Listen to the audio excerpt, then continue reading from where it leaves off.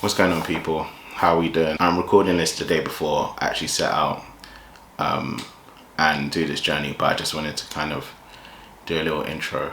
This video, as you can probably see from the title, I need to stop saying this video, but this video, from the title, the Civic is getting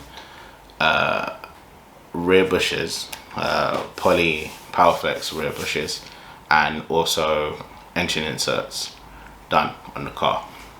Now, a lot of people that know about these cars, well, a lot of people that know about mods and things like that, Polybushing really and truly is a good handling mod. It does affect the handling. How much, I don't know. I have never driven a Civic with one, and yeah, it will be interesting to find out. That'll be a separate video, so I'll do a review obviously on that, just to let people know what's up. The other thing I really wanted to mention or address in this video is that this will probably be the last, at least, handling modification that I do on this car for probably what, sorry, no, it's not, I've got one more lined up, but after that, that's the last handling mod I'm going to be doing on this car. So yeah, I still have a lot of plans for it, but that will come in all in due time. But the main thing I wanted to actually do with this is, I've always thought about having a rear anti-roll bar in the car. Again, one of the old myths is that these cars, if you don't have an LSD, then get a rear anti-roll bar and that compensates for it. Don't really believe that's true. And the other thing was, if you already have an LSD, you don't need it. But this will just essentially stiffen the rear, which is meant to enable turning speeds, if I'm quoting myself or quoting my research correctly, and yeah, just make it handle better. The engine inserts is future proofing for mods, right? Coming in the future, because eventually I'm gonna go down the power route, but I will keep my lips sealed on that for now. So yeah, yeah, and that's that. The other thing, and this is something I should have mentioned, I will be, actually no, let me start this again. So about 5 days after I had coilovers installed, I will say I've kind of, I don't even want to say lying, but the cars have been driving perfect. I get this wobble at about 55 miles an hour to about 60 or so, and then it kind of goes away. When I say goes away, it kind of like numbs away. You don't really feel it. It's not as prominent anymore. And I did everything. I had tires balanced. I changed my front tire, my front wheels to the back to the front. Still there. I took apart all of the front suspension and retightened all of the bolts, everything like that. It was still very much there. Now, I did think in the back of my mind that it could be drive shafts, but I wasn't sure. I wasn't sure because I had only recently just changed coilovers. That's the anomaly, right? That's the thing that you would think, okay, fine, I did that and it's wrong, and obviously it's not aligned, so it's like, okay, fine, great. But no, it's still very much been there. So I reached out to the legends, the actual, these guys are like, well, they're great. And I've been in fairly constant communication with them about various things and future modifications. But anyway, I reached out to them about my problem, and they immediately said to me, it may be coincidental, but it sounds like your drive shafts, your inner CV joints on your drive shafts are going or gone. So they told me to get new ones, and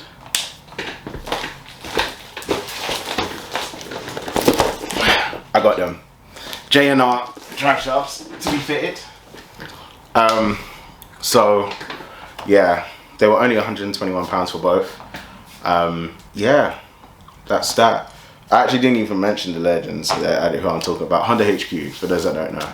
And if you don't know about Honda HQ, you can do your research, but I will also just state here and now, they are actual, like, you talk about specialists, people that know these cars like the back of their hand. These cars, EP3s, DC5s, S2000s, you reel off the list of Hondas, like, that's them.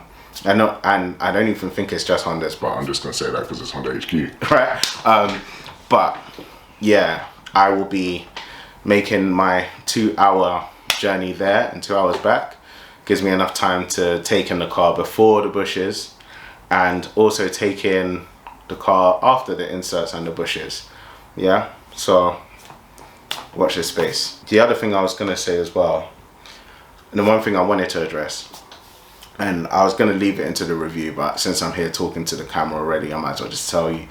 The reason why I'm not going fully polybush, which was the original plan, right, is because this car is still for the road. And I've spoken to a fair few people about having cars that are fully polybush for the road, and they tell me that it's like hell. Like, they say it stiffens up the cars, it does make handling, it does improve performance, it does, but just driving, no.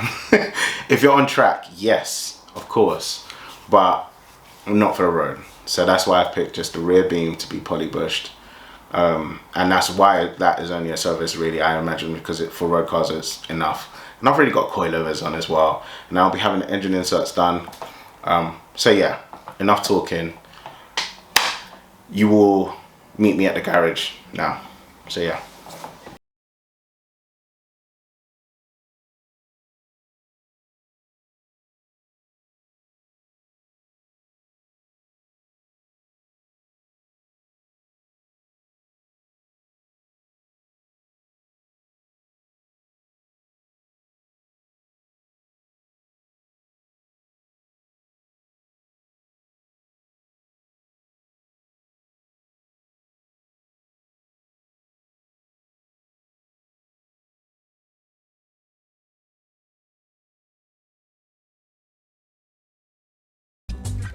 Alright, what's going on? So I'm here, Honda HQ. I mean, their new unit is really more spacious than the last one was, and the car's on the ramp. They've already changed the drive shafts, so just to kind of touch on that, and they changed that quickly, by the way. So essentially the joints around them wear quite quickly, and where the car's sitting lower than the way it was before, they essentially said it causes it to go in at an angle which causes it to wear. So if you are gonna lower your car, or lower it even more than what it is right now, then bear that in mind. So yeah, don't do what I did.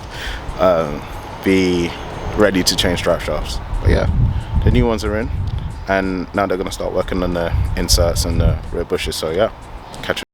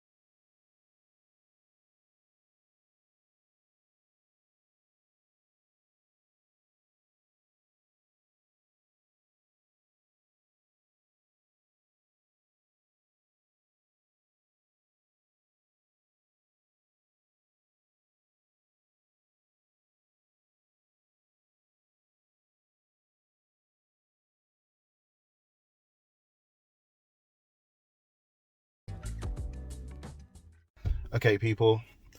Right, and that's that. Everything went successfully.